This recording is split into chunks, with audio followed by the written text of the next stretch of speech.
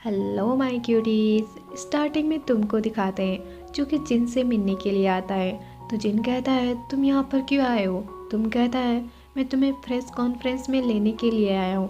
तो इस पर जिन पूछता है सिप और वो कहाँ पर है। तुम कहता है पर ऑलरेडी वहाँ पर जा चुका है, तुम नहीं आए थे और मुझे तुम्हारी चिंता हो रही थी इसीलिए मैं तुम्हें लेने के लिए आया हूँ। तो बस जिन हूँ कह देता है। बाकी जिन काफ़ी ज़्यादा उदास था। तुम जिन से कहता है मेरी सिस्टर चाहती है कि सिर्फ अपना कॉन्ट्रैक्ट रिन्यू करे और इस बारे में उसने ऑलरेडी चैनल से बात कर ली है कि नेक्स्ट प्रोजेक्ट में वह सिप और ओय को ही साथ में रखने वाले हैं और चैनल ने भी इसके लिए हाँ कह दिए ताकि वो लोग लॉन्ग टाइम तक प्रॉफिट कमा सके। तो इस पर जिन कहता है कोई बात नहीं, वैसे भी अब काफ़ी ज़्यादा लेट हो चुका है। दूसरी तरफ हमें सिप को दिखाते हैं जो काफ़ी ज़्यादा उदास था। जब वह बाहर निकलता है तो उसकी मुलाकात ओय से होती है। सिप ओय को इग्नोर करके जाने लगता है। तभी ओय सिप को रोकते हुए कहता है मैं नहीं चाहता था कि चीज़ें इस तरीके से हो। तो इस पर सिप कहता है अगर मेरे हाथ में कुछ भी होता तो मैं अभी तुम्हारे फेस पर बहुत ज़ोर से पंच करता।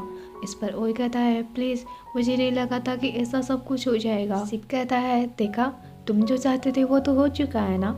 इस पर ओय कहता है सिप प्लीज़ मुझे माफ़ कर दो। सिप कहता है ओए मैं तुम्हें समझ सकता हूँ, तुम ये सब इसीलिए कर रहे थे क्योंकि तुम दूसरों की अटेंशन पाना चाहते थे, लेकिन तुम्हारी इस एक कदम ने दूसरे लोगों की ज़िंदगी भी ख़राब कर दी है। यह कहकर सिप जाने लगता है।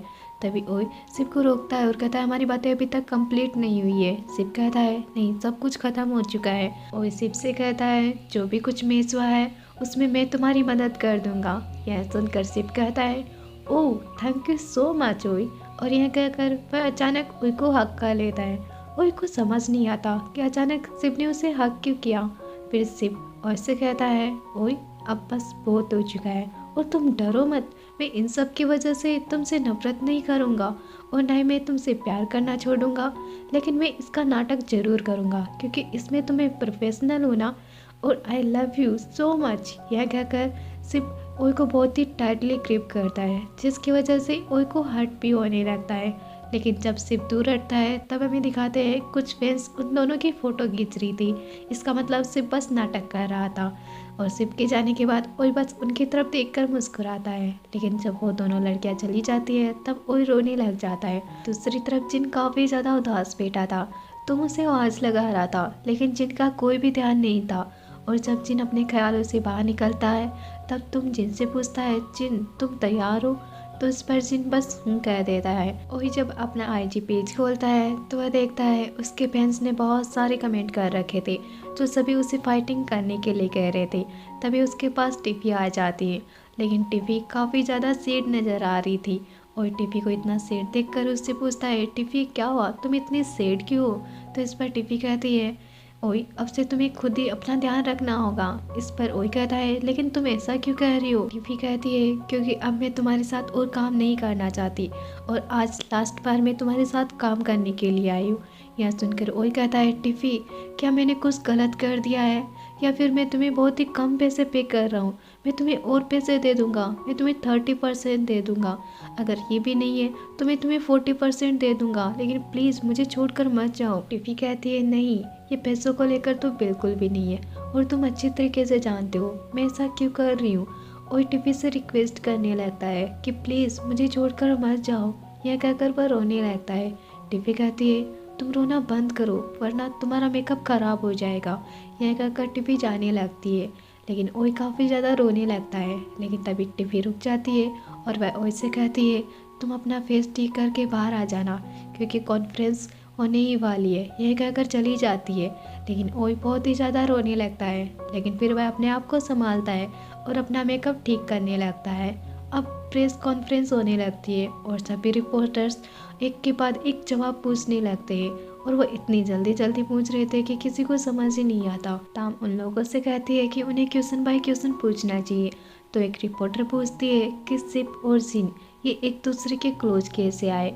और यह सुनकर तो सभी लोग चुप हो जाते हैं। फिर हमें सिप और जिनके फैमिली को दिखाया जाता है जो उनका इंटरव्यू देख रहे थे और वो काफ़ी ज़्यादा टेंस नज़र आ रहे थे। जिन रिपोर्टर के सवाल का जवाब देते हुए कहता है मैं सिप के क्लोज था क्योंकि मैं इस सीरीज़ का राइटर हूँ और सीरीज के क्रू मेंबर्स ने मुझसे हेल्प मांगी थी कि मैं कैरेक्टर्स को समझने के लिए उनकी हेल्प करूँ, इसीलिए मैं सिप के इतना ज़्यादा क्लोज था। तो इस पर ताम भी कहती है हाँ उन्होंने ही जिनको इनवाइट किया था। तभी रिपोर्टर पूछती है तो फिर वह अकेले सिप के ही क्लोज क्यों है। तभी ओई जवाब देते हुए कहता है कि जिन उसके भी क्लोज है। तभी वह रिपोर्टर ओई से पूछती है तो फिर आपकी लाइफ का क्या, उसमें तो आपने सिप और जिन की शिपिंग को तोड़ने के बारे में कहा था, तो फिर आपने वो सब क्यों कहा। तो यह सुनकर ओई कहता है उस चीज़ के लिए माफ़ी मांगना चाहता हूँ क्योंकि मैंने वो कभी नहीं सोचा था। दूसरी तरफ हमें ओई की सिस्टर को दिखाया जाता है जो भी ये लाइव देख रही थी और फिर ओई कहता है इन सब में मेरी ही गलती है और मैं अगर टाइम में पीछे जा सकता तो फिर मैं ऐसा कभी नहीं करता। यह सुनकर ओई की सिस्टर काफ़ी ज़्यादा सैड हो जाती है। नेक्स्ट सीन में दिखाते हैं एक रिपोर्टर उनसे सवाल करता है कि रूमर्स बताते हैं कि सिप और जिन एक साथ रहते हैं, तो क्या ये बात सच है। यह सुनकर जिन थोड़ा सा घबरा जाता है लेकिन फिर वह कहता है हाँ ये बात सच है, मैं और सिप एक ही जगह रहते हैं। तो इस पर वह रिपोर्टर कहता है तो फिर सिप आपके साथ क्यों रहता है। सिप कहता है क्योंकि मेरी मॉडलिंग एजेंसी के साथ कुछ प्रॉब्लम हो गई थी। तभी ताम जवाब देते हुए कहती है क्योंकि हम लोग हमारे टैलेंट को इंक्रीज कर रहे थे, इसलिए हमारे पास ज़्यादा रूम नहीं थे और जब हमारे पास रूम थे ही नहीं तब हम लोग सिप के लिए दूसरी जगह ढूंढ रहे थे।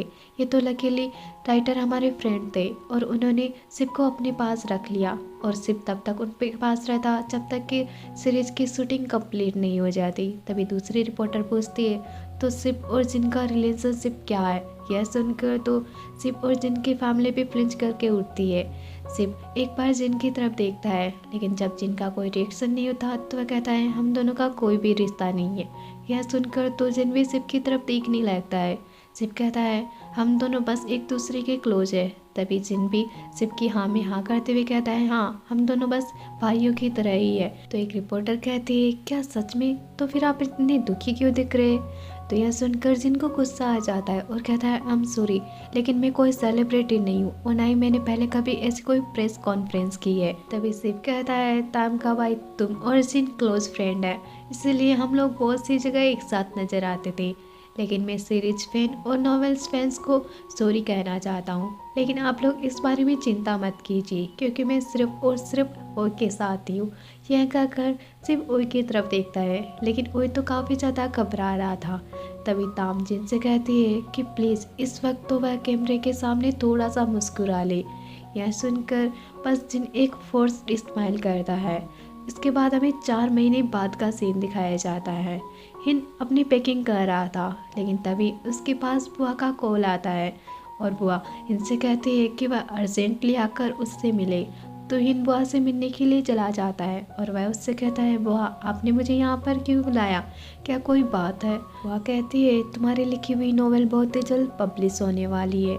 यह सुनकर तो हिन काफ़ी ज़्यादा शौक हो जाता है। बुआ हिन को उसकी नॉवेल देते हुए कहती है इसमें मैंने कुछ रेड मार्क्स किए हैं जो कि ठीक नहीं है, तो तुम इन्हें एडिट कर देना। हिन कहता है लेकिन आपको ये नॉवेल दी किसने। तो इस पर बुआ कहते हैं उस दिन जब मैंने जिनको बात करने के लिए बुलाया था तब उसी ने मुझे ये तुम्हारी नॉवेल दी थी। यह सुनकर इनको होता है और कहता है थैंक यू सो मच मुझे ये चांस देने के लिए। तो इस पर बुआ कहती है नहीं तुम्हारी नॉवेल बहुत ही ज़्यादा अच्छी है और ये बताती है कि पब्लिशिंग हाउस के पीछे सेलिब्रिटी की ज़िंदगी कैसी है। तो इस पर हिन कहता है थैंक यू सो मच बुआ। बुआ कहती है क्या तुम्हारी जिन से आजकल बात होती है।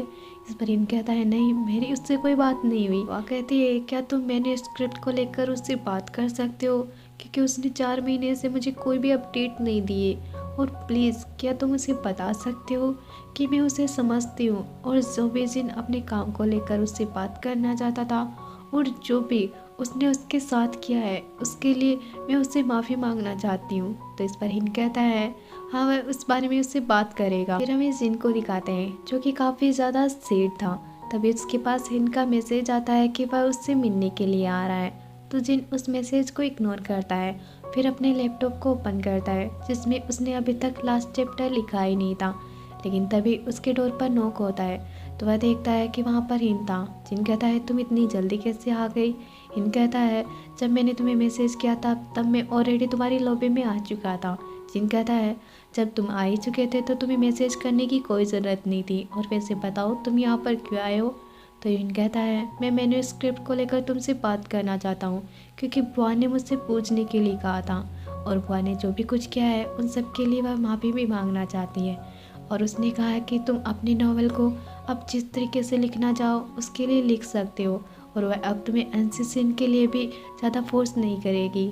तो इस पर जिन कहता है हिन तुम्हें दिख रहा है ना, मैं अब थक चुका हूँ, मैं अब कुछ भी नहीं लिखना चाहता। यह सुनकर हिन कहता है लेकिन तुम क्यों नहीं लिखना चाहते। जिन कहता है क्योंकि अब मैं इससे कनेक्ट ही नहीं हो पा रहा। यह सुनकर हिन कहता है तुम कनेक्ट नहीं हो पा रहे या फिर तुम लिखना ही नहीं चाहते। जिन कहता है क्या मैं तुम्हें इतना खाली आदमी लगता हूँ। तो इस पर हिन कहता है हे मैं बस मजाक कर रहा हूँ, और वैसे क्या तुमने मेरी मैन्यूस्क्रिप्ट बुआ को दी थी। इस पर जिन कहता है हाँ बस मैं तुम्हारे लिए ये करना चाहता था। हिन कहता है मेरी नॉवल बहुत ही जल्द पब्लिश होने वाली है। जिन ये सुनकर कहता है रियली कॉन्ग्रेचुलेसन हिन।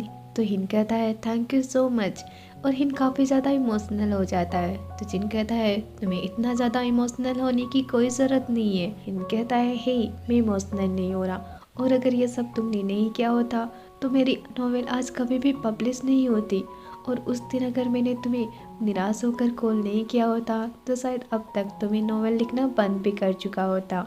इस पर जिन कहता है हे रोना बंद करो, ये सब तुम्ही ने किया है, और प्लीज़ कभी गिव अप मत करना, और ऐसे ही अच्छी अच्छी नॉवेल्स लिखना, क्योंकि तुमने भी तो मेरी मदद की थी, और अगर तुम नहीं होते तो शायद मैं भी आज इस जगह नहीं होता। इसलिए हम दोनों ने एक दूसरे की ही मदद की है। हिन कहता है तो तुम गिव अप करने के बारे में क्यों सोच रहे हो। तो इस पर जिन कहता है हे तुम मेरे ही वर्ड्स मेरे ही अगेंस्ट बोल रहे हो। हिन कहता है नहीं मैं बस मजाक कर रहा हूँ। जिन कहता है नहीं मैं गिव अप नहीं कर रहा, बस मुझे समझ नहीं आ रहा कि मैन्यूस्क्रिप्ट कहाँ से स्टार्ट करनी चाहिए। हिन कहता है शायद तुम्हें इन्वायरमेंट चेंज कर लेना चाहिए, तुम एक बार घर पर लिखने की ट्राई क्यों नहीं करते। यह सुनकर जिन कहता है नहीं मैं घर पर नहीं लिख सकता। हिन कहता है शायद तुम्हें एक बार लिखने की कोशिश करनी चाहिए, शायद तुम और भी अच्छे से लिख पाओ, और तुम्हें वही जाना चाहिए जहाँ से इन सब की शुरुआत हुई है। यह सुनकर जिन कहता है तुम फिर से मेरे ही वर्ड्स मेरे अगेंस्ट यूज करने लगे। तो इस पर हिन कहता है नहीं मैं बस चाहता हूँ कि तुम एक बार कोशिश करके देखो। जिन कहता है ठीक है मैं इस बारे में सोचूंगा। हिन कहता है क्या तुम्हारी शिव से कोई बात हुई है। यह सुनकर जिन चुप हो जाता है, क्योंकि वह शिव के बारे में कोई भी बात नहीं करना चाहता। हिन भी समझ जाता है तो वह वहाँ से निकल जाता है, लेकिन हिन काफ़ी ज़्यादा उदास था। और गाइस आज का पार्ट यही ख़त्म करते हैं। अब इस सीरीज़ का लास्ट पार्ट बचा है, जो भी मैं बहुत जल्द वीडियो अपलोड करने की कोशिश करूँगी। और मैंने इतने दिनों तक वीडियो क्यों नहीं बनाया ये उन लोगों को ज़रूर पता होगा जो मेरे फर्स्ट चैनल को फॉलो कर दे। और अगर वीडियो अच्छा लगा हो तो प्लीज़ वीडियो को लाइक शेयर और चैनल को सब्सक्राइब भी कर लीजिएगा। Thank you for watching, bye bye.